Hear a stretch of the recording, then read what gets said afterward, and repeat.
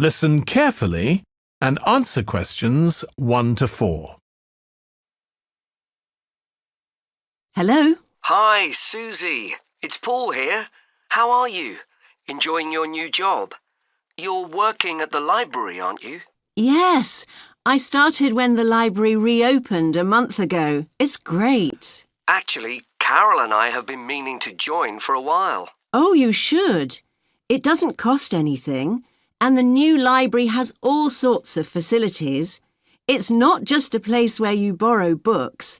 For instance, there's an area with comfortable seats where you can sit and read the magazines they have there. Some people spend the whole morning there. Wish I had that amount of time to spend. Yes, you must be pretty busy at present, with the children and everything. We are, yes. But we're hoping to get away this summer. We're thinking of going to Greece.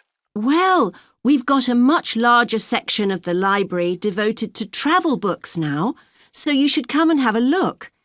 I can't remember if there's anything specifically on Greece, but I should think so. OK. Now, Carol's organising a project for the history class she teaches at school. It's about life in the town 100 years ago. Do you have anything that might be useful? Yes. Actually, we've now got a new section with materials on the history of the town and surrounding region. Right. I'll tell her. You can't always find that sort of thing on the internet. Now, in the old library, there used to be a separate room with reference books.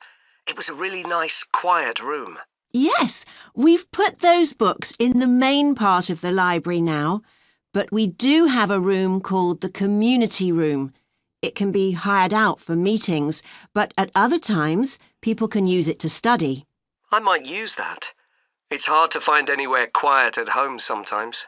I can't remember how old your son and daughter are.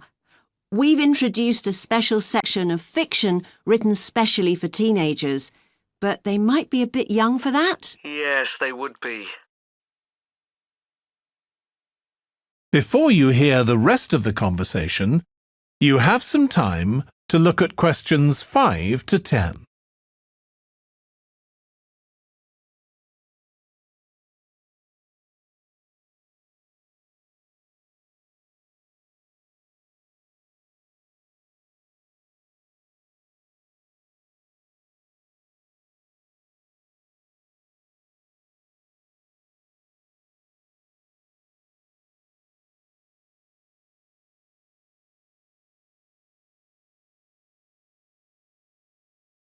Now listen and answer questions 5 to 10. Well, we do have lots of activities for younger children. Yes? For example, we have a science club. At the next meeting, they're going to be doing experiments with stuff that everyone has in the kitchen, sugar and flour and so on. They might be interested, yes. And we have a competition for children called Reading Challenge. That doesn't begin until after the end of term. They have to read 6 books and they get a certificate if they manage it. So that gives them something to do while they're on holiday, instead of getting bored. That's the idea. And there's special activities for adults too. On Friday, we have a local author called Tanya Streep, who's going to be talking about her new novel. It's called Catch the Mouse, and she based the story on a crime that actually took place here years ago. Right. We're not free on Friday, but I'll look out for the book. Now, this probably isn't for you, but we do have IT support available for members. We get quite a few older people coming along who are wanting to get up to speed with computer technology.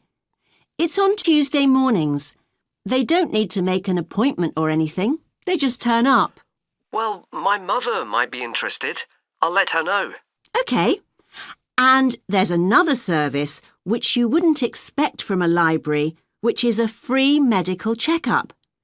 The hospital arranges for someone to come along and measure the level of sugar in your blood, and they check cholesterol levels at the same time. Really? Yes, but that's only for the over 60s. so you wouldn't qualify. OK. Well, I'll tell my mother. She might be interested. What other information? Well, we do have a little shop with things like wall charts and greetings cards, and also stamps, so you can post the cards straight away, which is really useful. Yeah. Well, I'll bring the children round at the weekend and we'll join. Oh, one more thing. I'll be bringing the car. Is there parking available?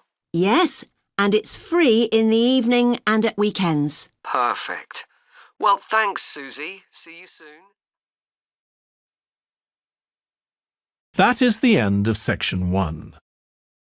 You now have half a minute to check your answers.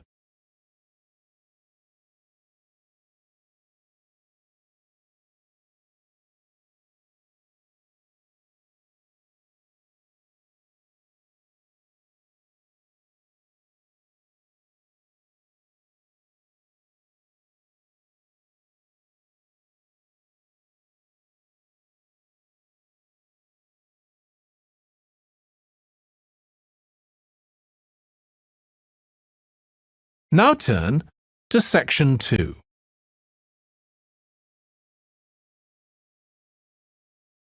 Section 2. You will hear part of a training session for new employees at a large travel company. First, you have some time to look at questions 11 to 17.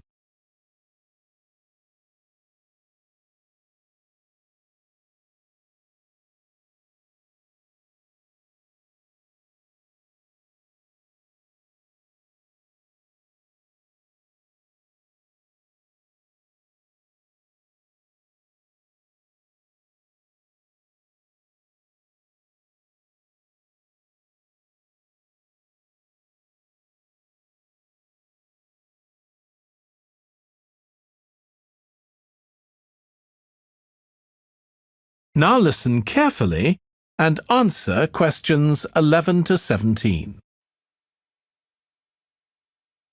In this session in your training day, we're going to look at some of the more specialized holidays we offer at BC Travel. Now, the travel business is very competitive, and it's important to be aware of how the market's changing and developing. In terms of age groups, the over 65s are an important market, and one that's increasing steadily year on year. The fewest holidays are taken by the 31 to 42-year-olds, and that figure shows no sign of rising.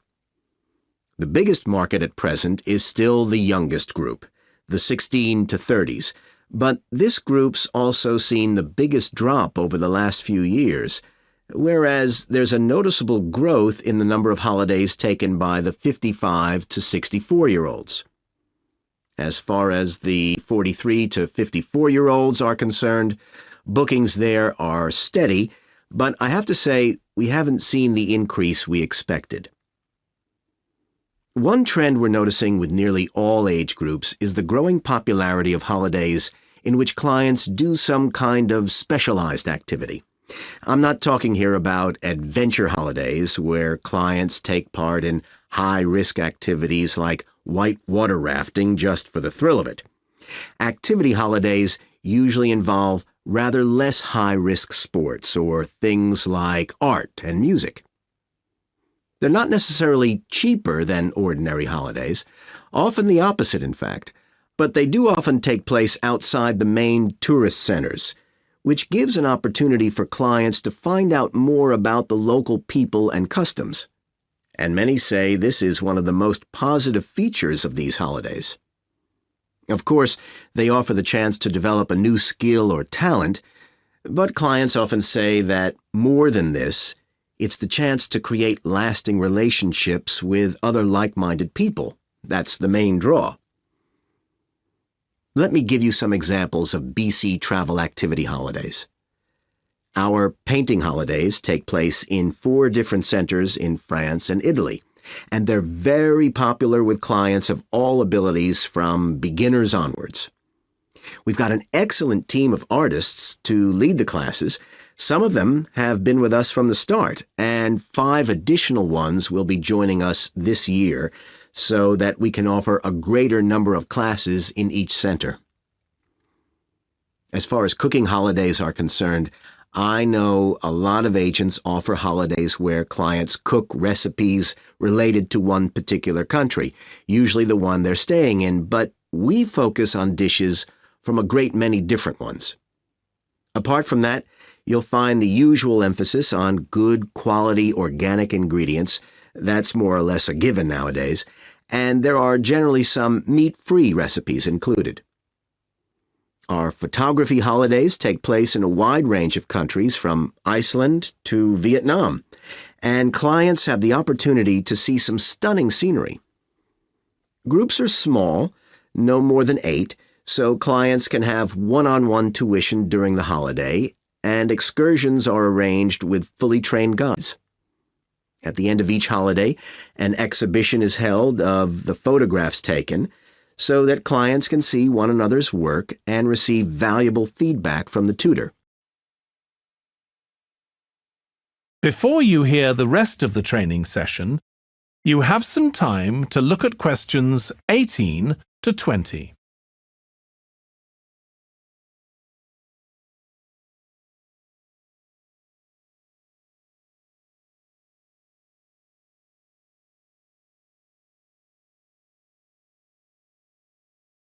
Now listen and answer questions 18 to 20. Finally, let me tell you about our fitness holidays. In Ireland and Italy, we run one-week general fitness classes for all ages and levels of fitness. Clients start the course with a consultation with a trainer, and together they draw up an individual program. As well as improving general fitness, clients find that they end up losing much of the stress they've built up in their daily lives. In Greece, we have a 2-week holiday for clients who want to do something about their weight. This has all the features you'd expect, like a personalized diet program, but one of its most popular features is that the exercise classes are all held on the beach. People say it's far preferable to being in a gym. Finally, we offer several holidays in Morocco. One very popular one is the mountain biking holiday. Bikes are provided, and there are different routes according to people's ability. We offer one which is tailored to the needs of families, which is particularly popular. Okay, so that's about all the time I have today, so thank you very much. That is the end of section 2. You now have half a minute to check your answers.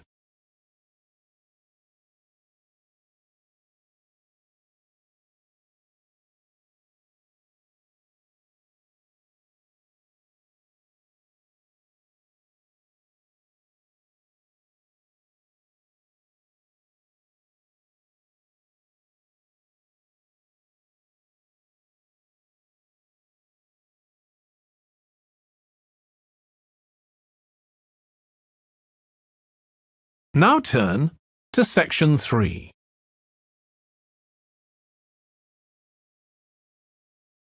Section 3. You will hear 2 tourism students, called Natalie and Dave, talking about the tourism case study they are doing. First, you have some time to look at questions 21 to 26.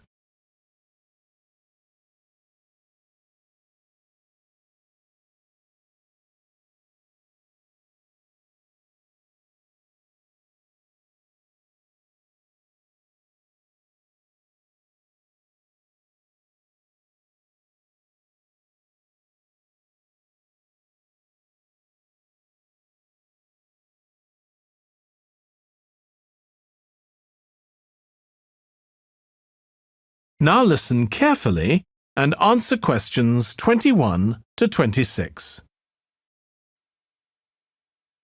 Dave, I'm worried about our case study. I've done a bit of reading, but I'm not sure what's involved in actually writing a case study.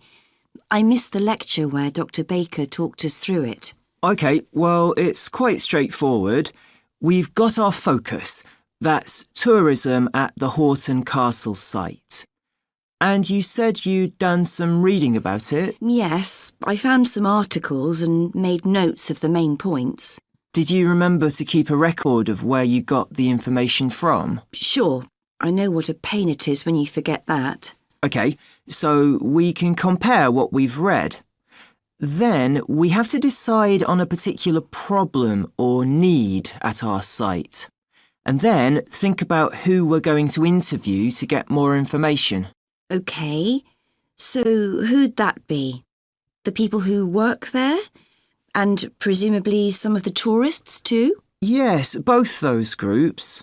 So we'll have to go to the site to do that, I suppose. But we might also do some of our interviewing away from the site.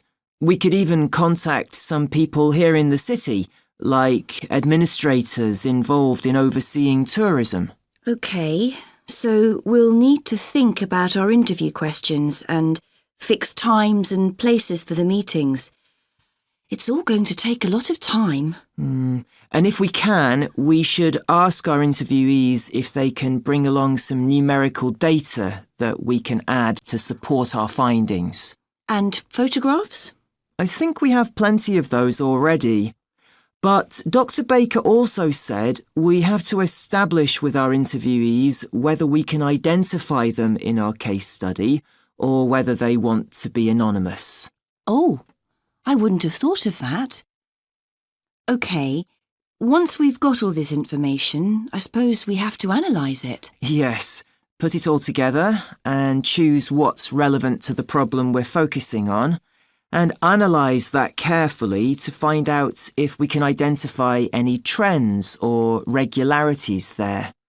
That's the main thing at this stage, rather than concentrating on details or lots of facts. OK, and then once we've analysed that, what next? Well, then we need to think about what we do with the data we've selected to make it as clear as possible to our readers. Things like graphs or tables or charts. Right. Then the case study itself is mostly quite standard. We begin by presenting the problem and giving some background, then go through the main sections. But the thing that surprised me is that in a normal report, we'd end with some suggestions to deal with the problem or need we identified.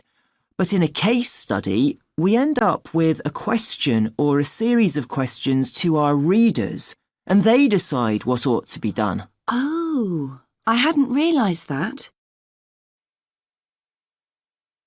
Before you hear the rest of the discussion, you have some time to look at questions 27 to 30.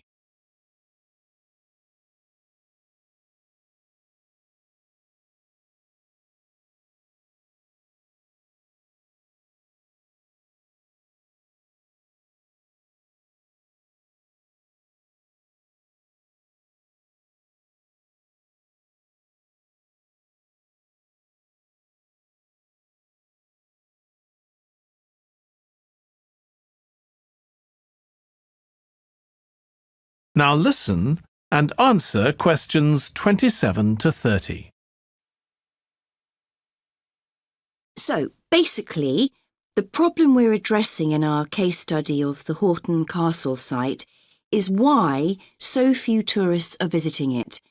And we'll find out more from our interviews, but I did find one report on the internet that suggested that one reason might be because, as far as transport goes, access is difficult. I read that too, but that report was actually written 10 years ago when the road there was really bad, but that's been improved now. And I think there's plenty of fascinating stuff there for a really good day out, but you'd never realise it from the castle website. Maybe that's the problem. Yes, it's really dry and boring. I read somewhere a suggestion that what the castle needs is a visitor centre. So we could have a look for some information about that on the internet. What would we need to know?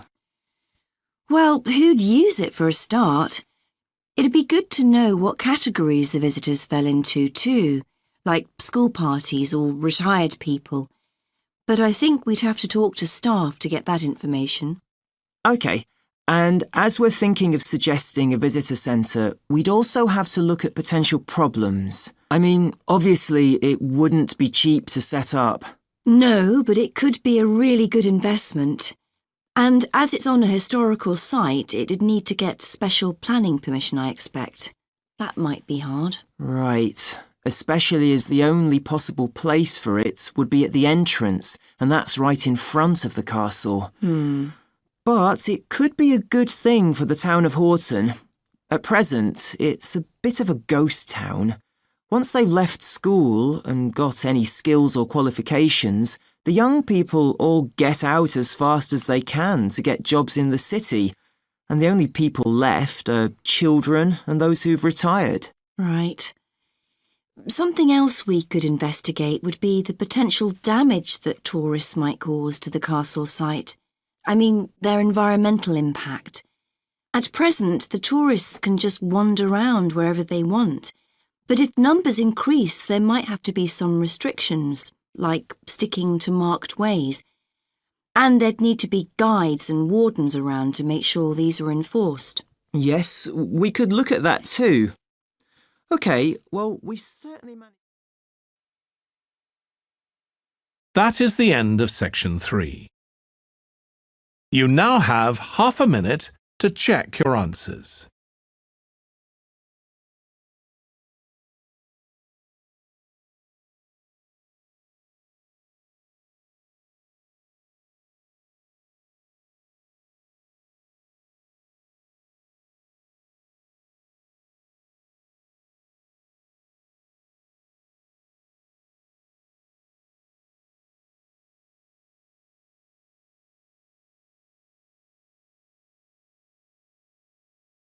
Now turn to section 4.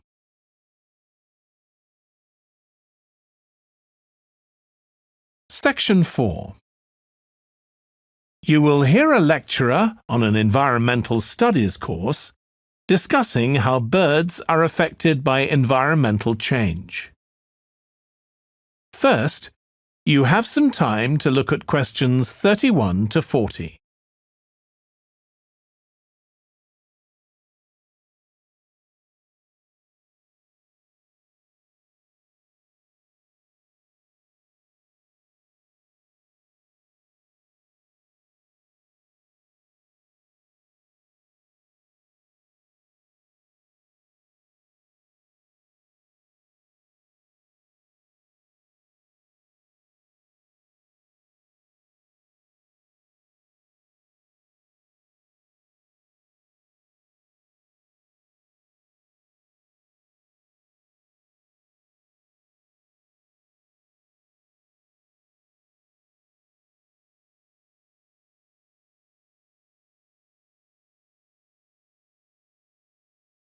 Now listen carefully and answer questions 31 to 40. OK, so we've been looking at how man-made changes in our environment can affect wildlife. Now, I'll discuss a particular example. Let's take a look at mercury. Mercury's one of the 120 or so elements that make up all matter, and it has the symbol Hg. It's a shiny, silvery substance. You may have seen it in old-fashioned thermometers, but it's not used much for domestic purposes now because it's highly toxic. But the problem is that the amount of mercury in the environment's increasing. The main reason for this is the power plants used to produce electricity. The main source of energy that most of them use is still coal, and when it's burned, it releases mercury into the atmosphere. Some of this gets deposited into lakes and rivers, and if it's ingested by a fish, it's not excreted. It stays in the fish's body, and it enters the food chain. So, it's been known for some time that birds which eat fish may be affected. But what wasn't known until quite recently is that those that eat insects can also be affected. So, a woman called Claire Varian Ramos is doing some research on how this is affecting birds. And rather than looking at how many birds are actually killed by mercury poisoning, she's looking for more subtle sub-effects. And these may be to do with the behaviour of the birds, or with the effect of mercury on the way their brain works, so whether it leads to problems with memory, for example. And she's particularly focusing on the effects of mercury on bird song. Now, the process of song learning happens at a particular stage in the bird's development. And what you may not know is that a young bird seems to acquire this skill by listening to the songs produced by its father, rather than by any other bird. And Varian Ramos has already found in her research that if young male birds are exposed to mercury, if they eat food contaminated with mercury, then the songs they produce aren't as complex as those produced by other birds. So, quite low-level exposure to mercury is likely to have an impact on male birds in a natural situation because it can mean that they're less attractive to female birds, and so it can affect their chances of reproduction.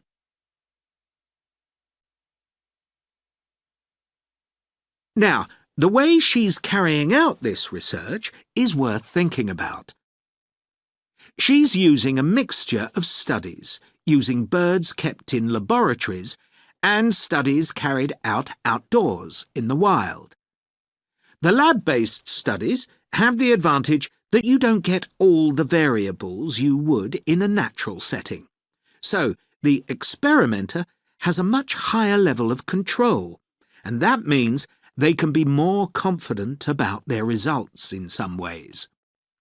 And of course, they don't have to worry about going out and finding the birds in order to observe them. So, what are the implications here for humans? Well, because many birds are migratory, they may be transporting mercury far from contaminated sites. For example, it's been found that ducks who'd been feeding at a contaminated site were later shot by hunters over 1,000 kilometres away, and presumably eaten.